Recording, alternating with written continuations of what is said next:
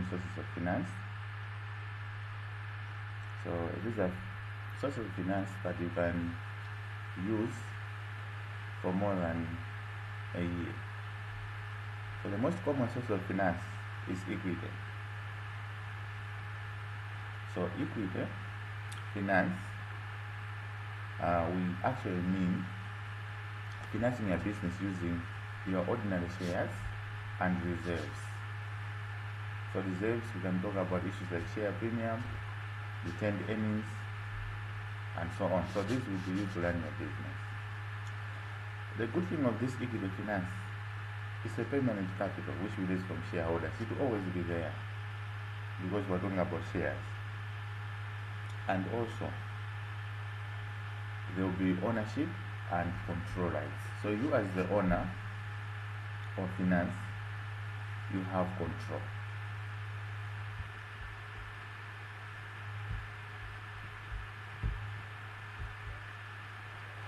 Okay. Now, types of equity. We have three main types of equity. We have ordinary shares, cumulative preference shares, and non-cumulative preference shares. Let's start with ordinary shares. Ordinary shares are shares which attract voting rights. So in the annual general meeting, you as the owner of the ordinary shareholder or the ordinary shares, you have the right to vote. And in terms of income, you are entitled to surplus funds after all claims have been made. What do we mean? Since we have got various types of shareholders, when you have made profit, the preference shareholders are going to get their pay, the debt holders are going to get their pay. You as an ordinary shareholder will be the last to be paid dividends. So it means if there's no money left, you will not get anything. You will have nothing to go home with. Cumulative preference shares. Cumulative preference shares are those shares where if the company does not have sufficient cash or profits in the current period, dividends will be paid in the other period. So it will be accumulated in the other period. Now, in terms of voting right, the cumulative preference shares are limited in annual general meetings. The exception is when there are arrears in dividends payment. So when you don't pay dividends maybe for a long period of time, that's when these people can now have the power to vote. And the type of income that they get will be fixed amount per share. So maybe for every share you have, we'll give you 2 kwacha. That's the source of income. Non-cumulative preference shares, on the other hand, are the opposite of cumulative preference shares. You don't get dividends if there are arrears. And what we mean is, if dividends are not being paid in this current year because there are insufficient profits, then you will not get that dividends in the future. In terms of voting rights, just as cumulative preference shares, they are limited, but they might only have the power to vote when dividends have not been paid, maybe for a long period of time. The type of income they get is a fixed amount per share, just as cumulative preference shares, where I said there will be an amount for every share held. Okay, so that's equity. The question is, how do we raise equity? So equity is raised in 3 ways. You can raise equity using retained earnings, rights issue, and then external issues. That's how you can raise equity. Now, retained earnings are profits which are retained in the business. So you made a profit of $2,000, you have paid the dividends of $1,500, the remaining $500 you use it to invest. So that's retained earnings. The advantage is cheap and very easy to obtain. These are your own funds, no need of documentation. And it's always a continued source of funds. It will always be there in the business. However, you may not have cash. available. A company can be profitable but does not have cash. Remember, in accounting, we calculate profit based on a cost concept. So you can say we have profit, but the customers have not been paid. Rights issue is the other source of finance, or is other method used to raise equity. In rights issue, what you do is the shareholders that are present, or your existing shareholders, you persuade them to buy the same shares at a discount. So you tell them to say, you bought these shares at 100,000 and your friends are willing to pay 120,000. We are going to sell you these shares maybe at 80,000. So trying to persuade them to acquire shares at a lower value. The good thing of rights issue is that it's cheap and it rarely fails. The price is affordable, so the chances of failing are unlikely. However, some shareholders may not take up the rights, and also may not be generate adequate funds, because you are selling these shares at a cheap price, so the funds you might generate may not be adequate. Another way of raising equity is external issue. Now, external issue is now you are trying to sell these shares to new investors, not the existing investors, but the new investors. The good thing of external issues, you generate adequate funds. However, it may fail at times. You may find out you are trying to sell shares, nobody is interested.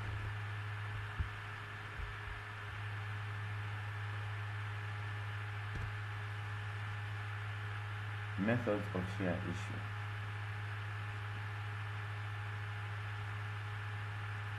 So when you are trying to issue shares, there are 5 methods that we use. Remember, I've said there are 3 ways of raising equity: retained earnings, rights issue, and external issue. Now, external issue has got types as well. So in external issue, we have got 5 types.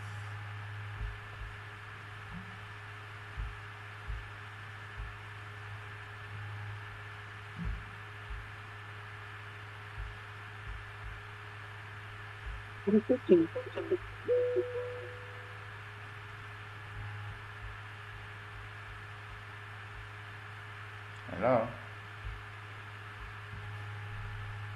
Hello? Okay. Walo ndi chani? Deep.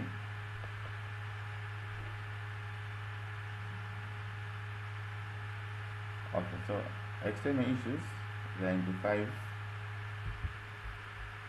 types.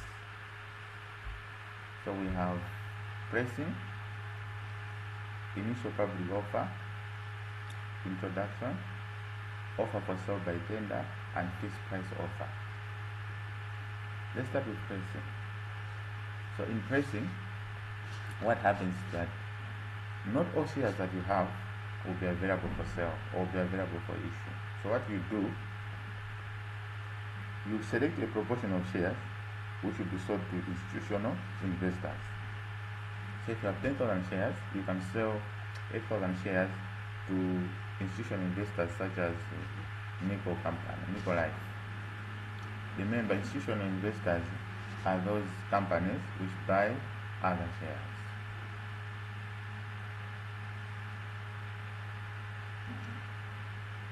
Then the second method is initial public offer. Now, initial public offer is when you make the shares available to the public. You invite the public to buy shares based on the information that you have in your prospectus. Then introduction. Now, in introduction, you let the stock market advertise shares on your behalf, because this stock market shall grant a quotation showing number of shares which will be available to the market. So in simple terms, you let the stock market advertise the shares. Then offer for sale by tender. So in tendering, you let to the shareholders or the investors that are interested to bid the shares at their price of their choice. What we mean is, you say maybe my share is trading at 1,000, then some people will say no, I'll pay at 1,200, some will say at 1,600. So the price of the shares will vary based on investors' preference. Finally, we've got the fixed price offer. So here is whereby shares will be sold to the public but at a fixed price. So it's somehow similar to initial public offer. So you are going to set the price as a company. You not let the public decide the price. Alright, do you have questions on methods of raising equity? No question. Let's continue. We are still on equity. So let's appreciate the cost of share issue on the stock market. Now, the moment you decide to issue shares on the market to raise funds, there are some costs which you have to suffer. One, you have to suffer underwriting costs.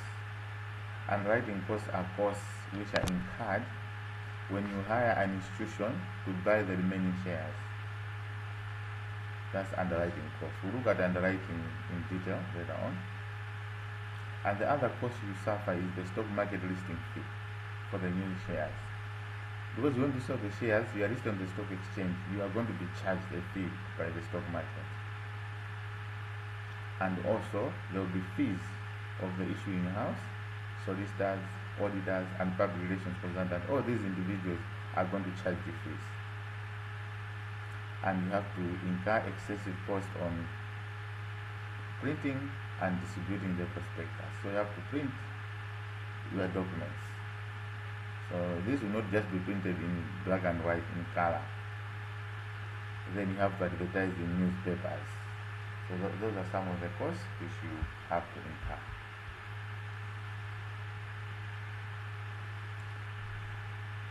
Now, when you want to launch yourself on the stock market, there are some pricing strategies which might be used or which might be executed by the stock market.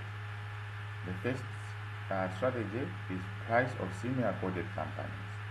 So if you are trying to sell your shares, you can just quote the price of other companies. If you are a bank, then look at the price other banks are charging. Then you can also go for current market conditions. So to say what is the market price right now. Then you can also go for future trading prospects. If you see that in the future the economic conditions will be good, then you can charge a higher price. If they'll be poor, you reduce the price. Desire for immediate premium. If you need a gain as quickly as possible on the shares, then you can charge the shares at a higher price.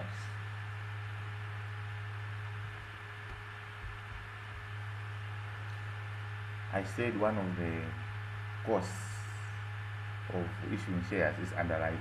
So let's appreciate underwriting in detail.